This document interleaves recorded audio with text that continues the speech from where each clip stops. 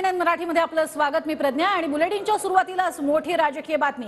काँग्रेस नेते अशोक चव्हाण यांनी राहुल नार्वेकरांची भेट घेतली आहे। वाढदिवसाच्या शुभेच्छा द्यायला भेट घेतली याची त्यांनी माहिती दिली आहे। तर चव्हाण आणि नार्वेकरांच्या भेटीमुळे मात्र राजकीय वर्तुळात जोरदार चर्चा सुरू आहे।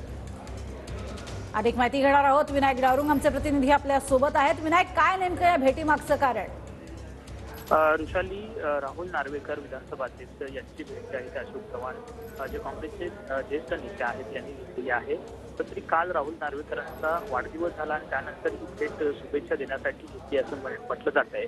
परंतु राजकीय तर्कवितर्क जे आहेत ते काढले जात आहेत, कारण अशोक चव्हाण गेल्या अनेक दिवसापासून आपण जर पाहिलं तर काँग्रेस सोडून भाजपमध्ये येतील अशी चर्चा जी आहे त्या रंगताना दिसत आहेत। त्यामुळे ही भेट ज्या घडल्यानंतर सुद्धा राजकीय तर्कवितर्क जे आहेत ते आता सुरू झालेले आपल्याला पाहायला मिळतात। नक्कीच, मात्र हे राजकीय तर्कवितर्क यापुढेही सुरू राहतील, कारण जोपर्यंत स्पष्टीकरण येत नाही तोपर्यंत असेच तर्कवितर्क जे आहेत ते लढवले जातील राजकीय वर्तुळामध्ये।